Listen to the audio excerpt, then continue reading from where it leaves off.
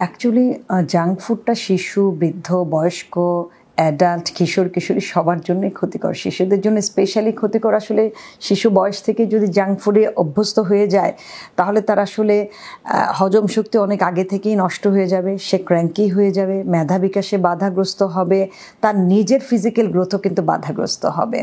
So junk ফুডটা চেষ্টা করতে হবে অন্তত তার বয়স 5 বছর পর্যন্ত যত মিনিমাম তাকে চেনানো যায়। 5 বছরের পরে যদি আপনার বাচ্চা চিনে, সেটা আপনি কন্ট্রোল করতে পারেন 7 দিনে একবার দিয়ে, 15 দিনে একবার দিয়ে। কারণ আসলে এটা তো ফ্যামিলি টু ফ্যামিলি ভ্যারি করে। এক ফ্যামিলি কন্ট্রোল করলো, আরেক ফ্যামিলি করলো না। একই বাসায় 2 ফ্যামিলি থাকে, 2 বাবা মার মতামত আলাদা থাকে। একজন বাচ্চাকে ইচ্ছা মতো দেয়, আরেকজন দিতে চায় না। তখন আসলে বাচ্চাকে কন্ট্রোল করানো যায় না।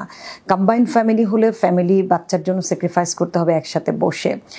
আর আশেপাশে পাড়া প্রতিবেশী এই বিষয়গুলো খুব ডিফিকাল্ট। তবে একটা চাইলে একটা বিল্ডিংয়ের মধ্যে একটা ইউনিটি তৈরি করতেই পারেন। আবার স্কুলে বাবা মা কিন্তু চাইলে তাদের ফ্রেন্ড সার্কেলের মধ্যে একটা ইউনিটি তৈরি করে কিন্তু বাচ্চাদেরকে এগুলো থেকে দূরে রাখতে পারেন। যদি 10 জন গার্ডিয়ান একসাথে হন যে আমরা আমাদের বাচ্চাদেরকে দিব না, এভাবে বড় করব, তাহলে বাচ্চা তার ফ্রেন্ডের মায়ের এক্সাম্পলও কিন্তু তখন দিতে পারবে না যে ওর বাচ্চা ওর মা দিচ্ছে, তুমি দিচ্ছ না। আমরা সাধারণত এই মানে কমপ্লেইনগুলো শুনি, আরেকজন দিচ্ছে দেখে আমাকে দিতে হচ্ছে।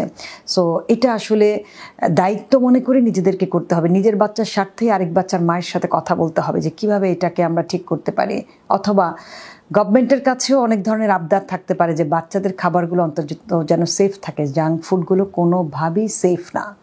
সেই জাঙ্ক ফুডগুলো বাচ্চার কোনো না কোনো সাইডে কিন্তু ক্ষতি করে ফেলে। সেজন্য জাঙ্ক ফুড থেকে বাচ্চাকে দূরে রাখাটাই সবচেয়ে ভালো।